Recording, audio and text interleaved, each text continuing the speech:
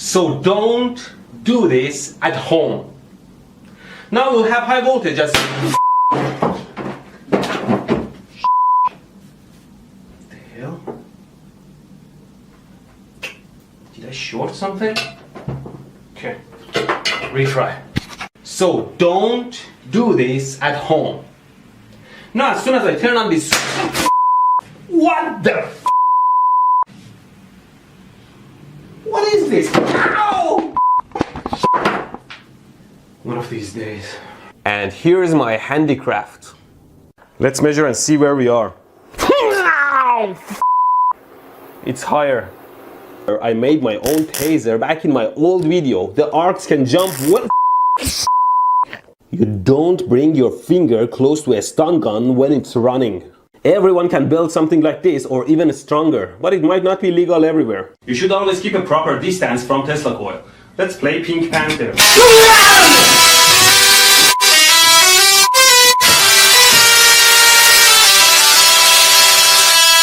Might actually follow the standards. So if she was in fact electrocuted, then why? Or maybe she dropped the wall adapter in the water, completely submerged it, and then plugged it in. Ow! So I guess this is pretty dead. See? Okay. Slippery. I could take it off. Ow! On this circuit, that's responsible for the timing. And you can see a tiny negative sign beside it. That means that that side needs to be connected to ground or negative. The tip of the gun here simulates a human finger. Always be careful with your tools and see what happens on the actual board.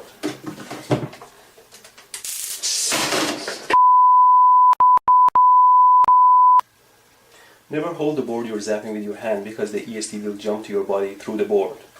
Now to check my body tolerance, I set the output to minimum. At 0 volts it's pretty...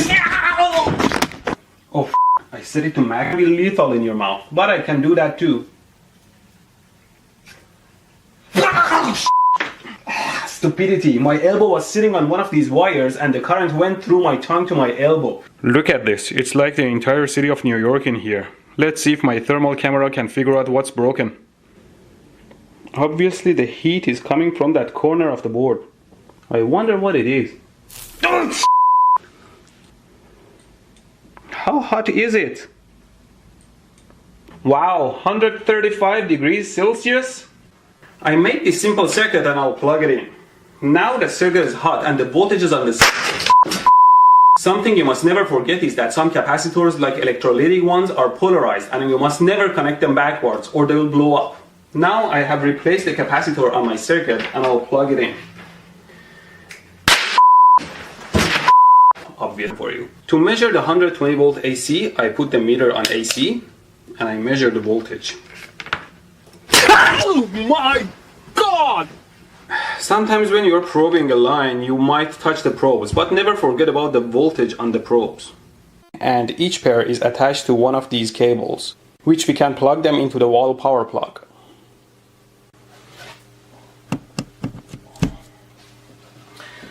Please join me for the first time to hear how it sounds. And 1, 2, 3, 4.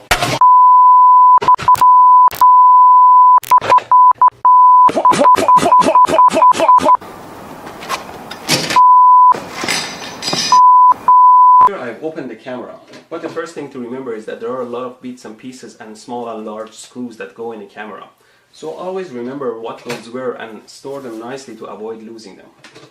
Now let's take a look at the camera here. The head and rotate it and mount it on the tail by piercing into the tail. Well, never pierce a hole towards your body. This tail is a little bit tough, so I'm going to drill a hole into it.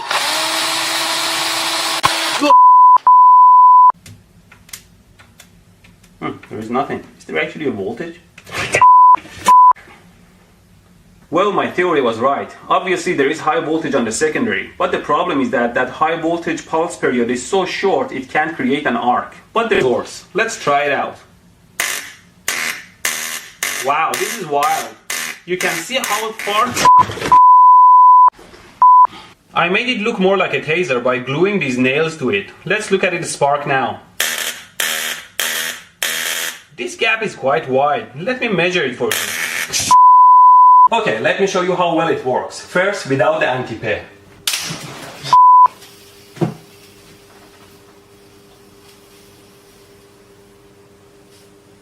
Some under. If I can just pass these cables under the table here.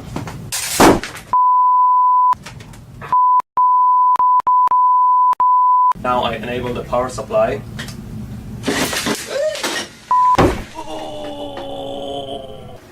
Always double check your connections. The fuse box should be somewhere in the... The hood has a stand that has to be securely placed into the hood hole. Get together, I'm gonna shoot the box. I put the bullet in, and there's a switch here that acts like a trigger. So here we go. Well, it's always wise to aim away from yourself. So let's try again.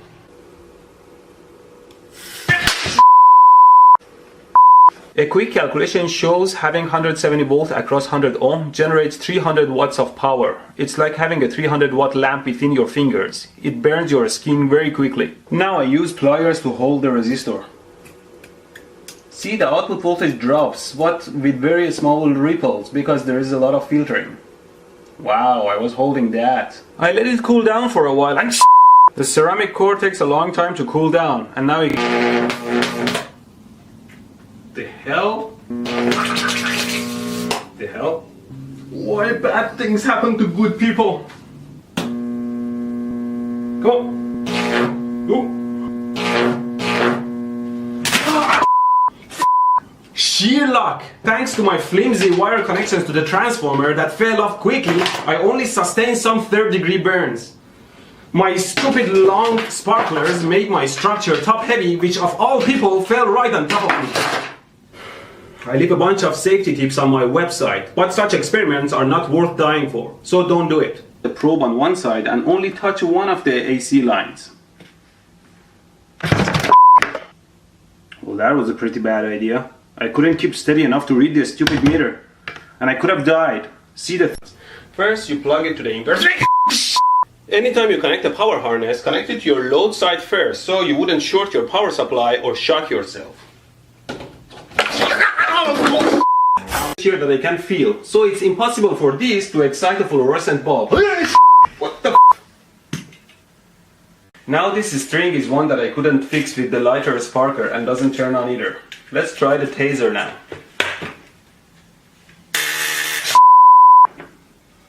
You should know better not to get too close to high voltage. Now, scared me.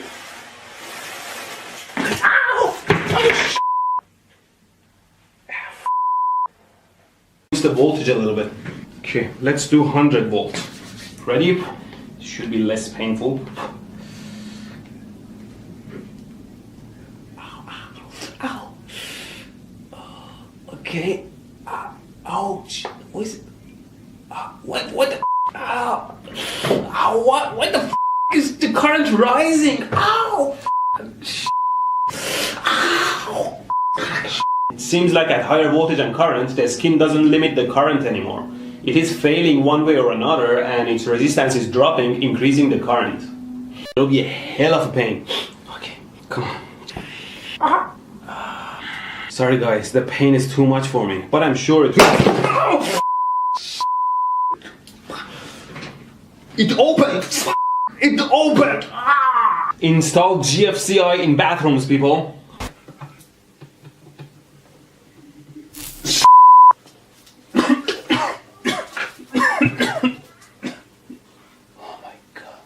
Okay, finally, let's power it up.